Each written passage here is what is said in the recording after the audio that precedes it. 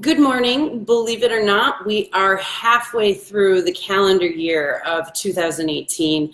I know it sounds trite, the time flies, but time really does fly. I couldn't believe it when I looked to see where we are. We're halfway through June, on the second half of June.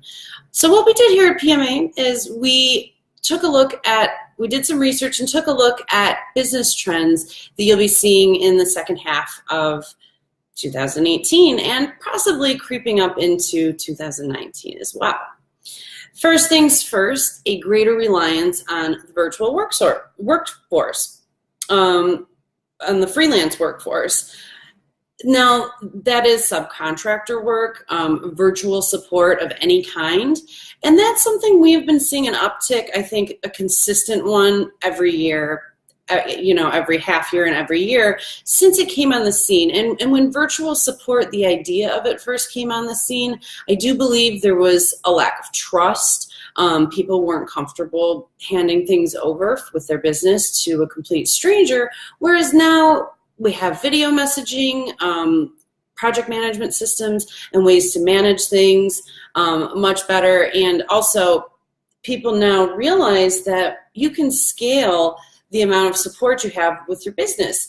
Let's say you have a product launch coming up, and for like 3 months, let's say, you're going to need more hours. You can either purchase more hours or plan on more hours.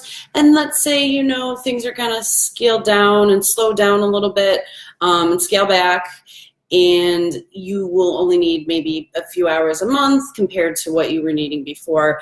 It's a lot more flexible. You have that flexibility, and it's more cost effective than having just a full-time employee or someone who's dedicated to you full-time.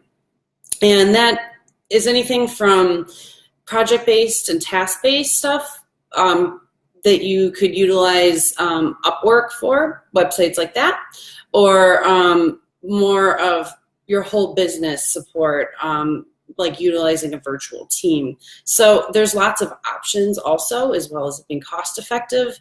And like I said, there's more trust than there was years ago. So we're going to constantly see that trend go up. So that's really not a surprise. Seeing away status messages on messaging platforms that may sound off-putting, seeing an away status, seeing someone red or invisible on Skype, Slack. But really what's happening is we have these fantastic messaging platforms that are really powerful. We use them to communicate when we're working virtually, whether it's video, chat, just messaging.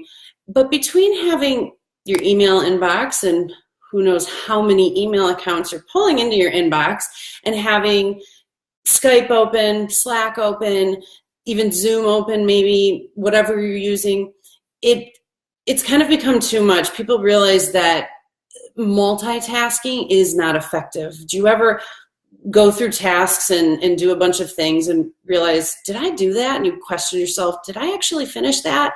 And you don't even remember what you did. So we're seeing more of a trend of people blocking out time for specific projects and specific client work, and staying away from the messaging, the email, kind of the overload, and focusing because it's much more effective, it's much more productive. Like I said, I hate to look back and say, oh my goodness, did I send that email? You don't want to be that busy. You want to be focused. So don't feel like people are ignoring you when you see more away messages. It's just a trend we're seeing now, so people are not overloaded. Live video. Live video is the platform I am using to deliver this video. It is Facebook Live. Companies are using more and more live videos and using videos in general, like YouTube, Facebook Live, and they're even using Zoom for video conferencing. And what's wonderful with Zoom, if you haven't used it, it's a very powerful platform.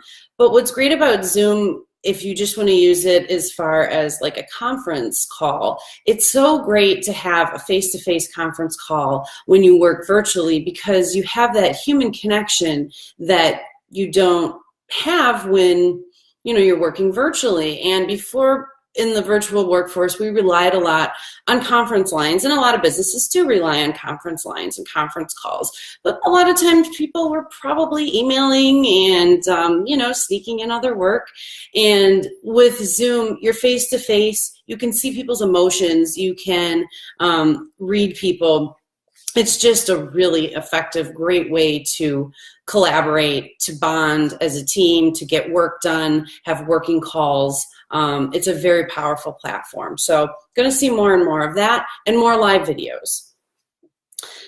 Generation Z, I think we're finally going to stop hearing so much about millennials. No offense to anybody who's a millennial, but there's been so much about millennials for the past couple of years. And we're hearing now more about Generation Z.